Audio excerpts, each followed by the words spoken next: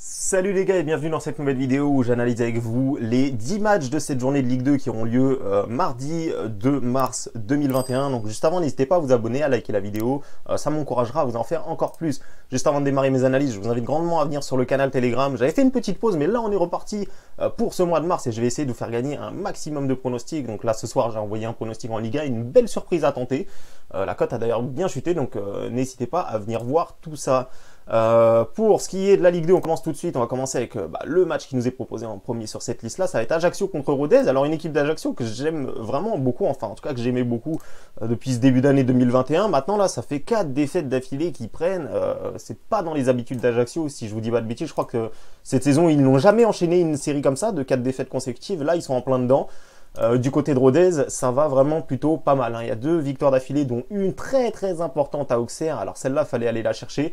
Donc vraiment Rodez qui est surprenant aussi, qui vraiment est sur des très belles performances. Je crois qu'en Ligue 2, ils ont perdu un match sur les 10 derniers ou quelque chose comme ça. Donc vraiment, attention ici, ça va pas être une partie de plaisir pour Rodez. Néanmoins, Ajaccio va finir par réagir. Ajaccio a un meilleur effectif. La forme est plutôt du côté de Rodez, donc ici ça me semblerait pas étonnant qu'il y ait un match nul. En tout cas, bon, je vois quand même Ajaccio réagir. À un moment donné, va falloir qu'ils prennent des points, puisque là 14e, ça reflète clairement pas leur classement. Je les ai vus jouer à plusieurs reprises et je peux vous assurer qu'ils valent mieux qu'une 14e place en Ligue 2. C'est d'ailleurs étonnant de voir qu'Ajaccio est derrière Rodez. Donc là, c'est l'occasion jamais pour Ajaccio de repasser devant. Je vais vous conseiller quand même le HNB, voilà, parce que si je vous propose le DNB, ça va vous faire une petite cote. Donc le HNB ici, pourquoi pas, match nul remboursé si Ajaccio gagne. Je vous marquerai bien évidemment dans la vidéo, je marquerai les cotes que ça vous fait si vous souhaitez suivre ce pronostic. Parce que bien évidemment, je rappelle les amis que quand je vous fais, je le rappelle constamment, mais je pense que c'est assez important de le rappeler, quand je vous donne mes 10 pronostics comme ça, ou plutôt mes 10 analyses sur la Ligue 2, bien évidemment, je ne parie pas sur les 10 matchs. Comme je vous l'ai montré en début de vidéo, si vous voulez suivre mes investissements personnels, vous avez le Telegram, vous avez le VIP, donc ici voilà, c'est histoire de vous donner mes ressentis pour vous appuyer, pour ceux qui pour ceux qui souhaitent investir sur ces rencontres-là, pour ceux qui font des combinés, etc. Je sais que ça intéresse pas mal de monde.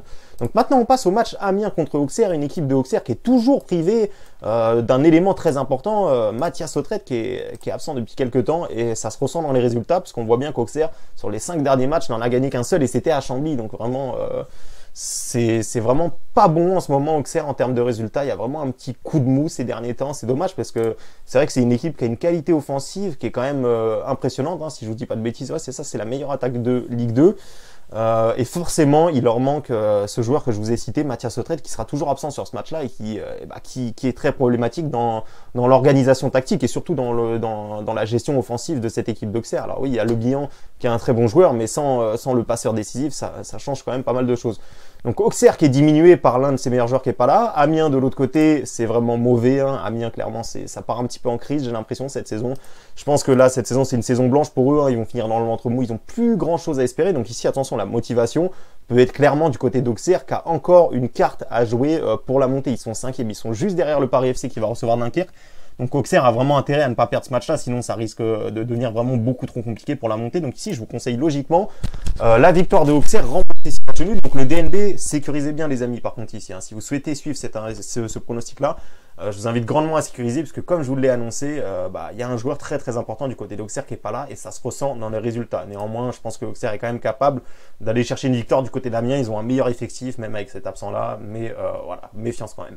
Chambly contre Troyes. Alors une équipe de Troyes qui a été tellement mauvaise au dernier match et c'est tellement impressionnant de les voir aussi mauvais, mais ils s'en sortent avec la victoire. Donc au final, d'ailleurs, même du côté d'Ajaccio, de ce que j'ai pu comprendre après la conférence de presse, l'entraîneur d'Ajaccio qui se disait que même avec un match nul, il n'aurait pas été content tellement la domination était de leur côté sur ce match-là. Donc 3, du côté des joueurs en conférence de presse, ils l'ont reconnu, ils l'ont dit, ils ont été mauvais, ils s'en sortent vraiment avec énormément de chance, ce but qui vient à la dernière seconde. Donc vraiment 3, c'est aussi la force des grandes équipes en Ligue 2, c'est-à-dire que même quand ils jouent mal, ils arrivent à prendre les 3 points. Et là, pour le coup, ils ont vraiment très mal joué. Alors je pense qu'il y aura une remise en question dans le vestiaire où le coach, je pense qu'il a bien mis l'accent sur le fait qu'il fallait plus jouer comme ça parce qu'ils vont finir par se faire rattraper. Une équipe de Chambly de l'autre côté qui a eu que des problèmes cette saison entre le Covid, l'entraîneur qui était...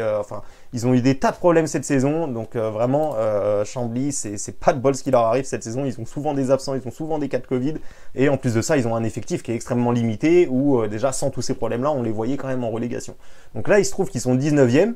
Il n'y a rien qui est fini, ils sont que à 2 points de Guingamp qui est le premier non relégable, mais face à 3 c'est quand même l'ogre, c'est vraiment Cette équipe troyenne est vraiment très très difficile à bouger, hein. Ils ne sont pas premiers au classement par hasard.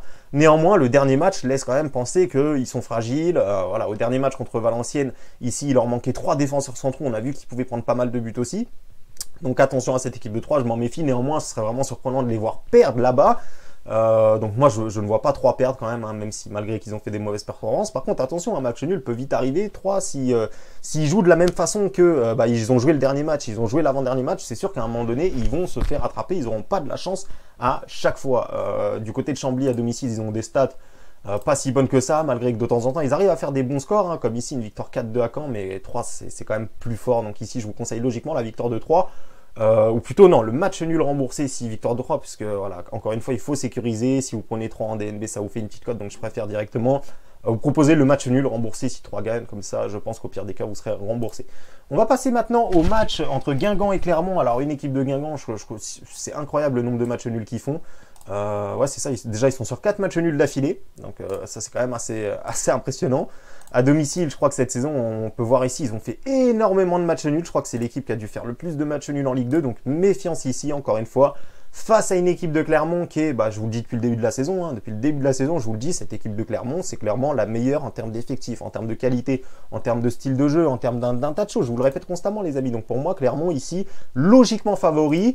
La cote est en train de chuter, hein, elle est sortie à 2,10, quelque chose comme ça, donc c'est vrai que c'était une belle cote, mais Guingamp fait tellement de matchs nuls que je pourrais pas me permettre de vous proposer directement une victoire de Clermont ici, d'autant plus que Guingamp a changé d'entraîneur depuis qu'ils ont eu ce changement d'entraîneur. Je crois qu'ils n'ont pas perdu un seul match, ou ils en ont perdu un, en tout cas ils sont sur 4 matchs nuls d'affilée, et en plus contre des équipes plutôt pas mal, hein. Match nul contre Auxerre, match nul à Sochaux, donc ici attention les Clermontois, ça fait d'ailleurs un petit moment que Clermont n'a pas fait de match nul, ça va finir par arriver.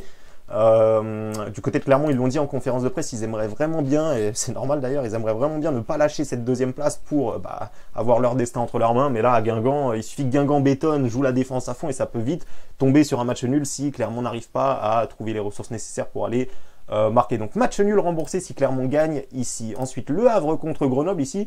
Alors j'ai été un peu surpris de voir Grenoble sortir outsider face à Le Havre. Tout simplement parce que déjà Grenoble cette saison c'est quand même la belle surprise, hein. On les voyait pas aussi haut. Du côté du Havre, c'est une équipe encore une fois qui est dans le ventre mou, qui est décevant.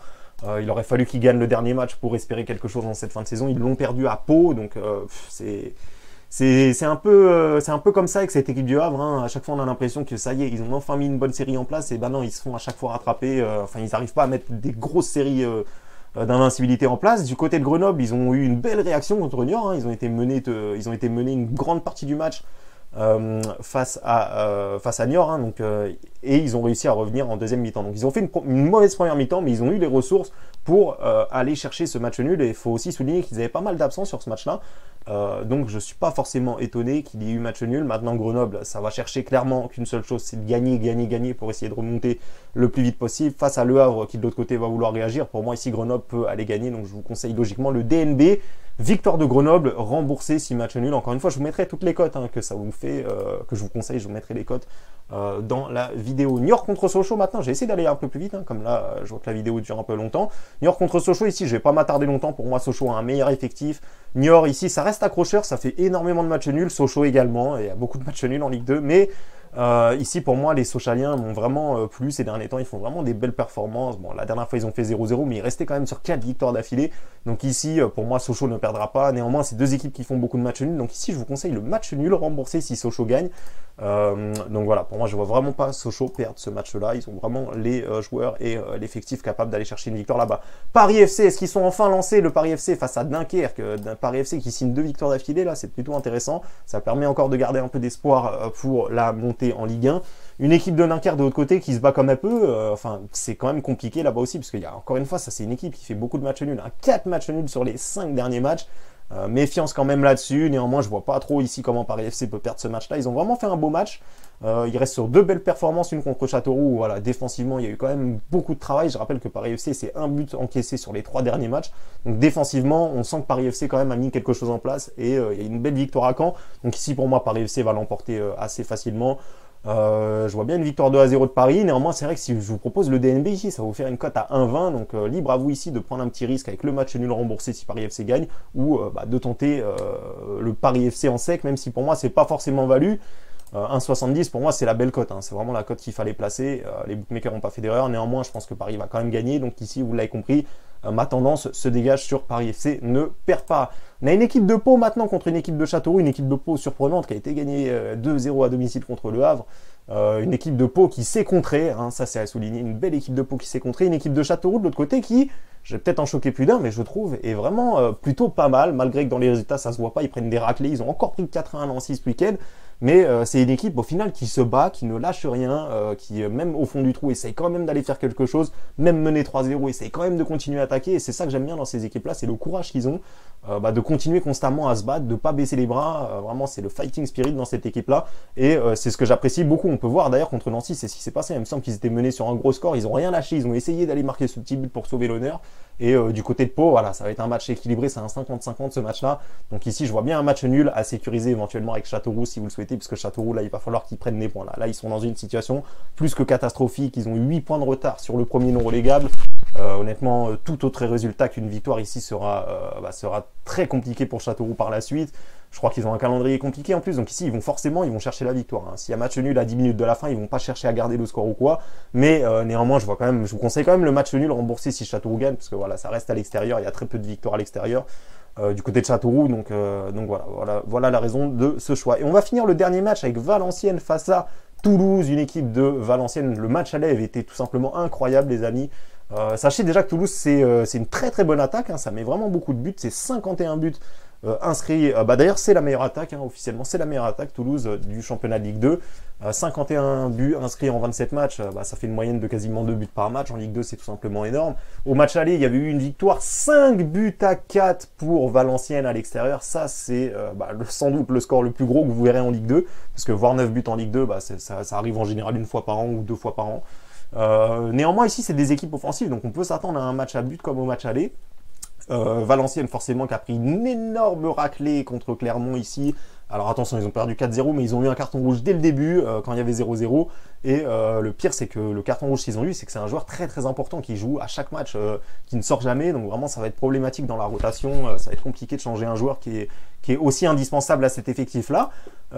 Du côté de Toulouse, ils ont déroulé ce week-end 3-0 contre Amiens, ça a fait le taf. Néanmoins, Toulouse, attention, ces derniers temps à l'extérieur, ça fait match nul, ils perdent à Rodez 1-0. Bon, il y avait l'histoire du vent, etc. Il y a eu pas mal de faits de match au niveau du match contre Rodez. Ils font match nul à 3, donc ça on peut considérer que c'est un bon résultat. Ils perdent à Auxerre, bon ok, donc en général on peut voir déjà que Toulouse, ça leur arrive de se faire accrocher, mais globalement ils vont se faire accrocher contre des gros, ils vont pas se faire accrocher contre des équipes de milieu de classement, contre des équipes de bas de classement. En général ils prennent les 3 points, donc ici je vois Toulouse logiquement vainqueur, hein, à Valenciennes qui avec cette absence là risque d'avoir de grandes difficultés à développer son football actuel, même si Valenciennes ça contre bien hein, aussi, hein, faut aussi le souligner. J'avais vu le match contre le Paris FC, ça avait fait vraiment un beau match ici, hein, donc Valenciennes je m'en méfie, en contre ils sont capables de faire des beaux coups, mais Toulouse ça joue la montée, Toulouse pourra profiter de l'absence d'un joueur important du côté de Valenciennes, Toulouse va vouloir enchaîner, Toulouse est en confiance, ils viennent de gagner 3-0, donc vraiment je vois trop d'avantages du côté de Toulouse ici. Le DNB logiquement, je vous mettrai les codes bien évidemment que ça fait dans la vidéo. Donc merci à tous d'avoir suivi cette vidéo les amis, je vous souhaite de la meilleure réussite possible pour vos paris sportifs, et encore une fois si vous souhaitez suivre mes investissements personnels, n'hésitez pas à venir sur le Telegram public. Pour ce mardi soir, je pense que je vous partagerai également le pronostic de mon choix, hein, que j'aurais choisi parmi cette liste là, donc n'hésitez pas les amis. Sur ce, je vous dis à bientôt pour une nouvelle vidéo.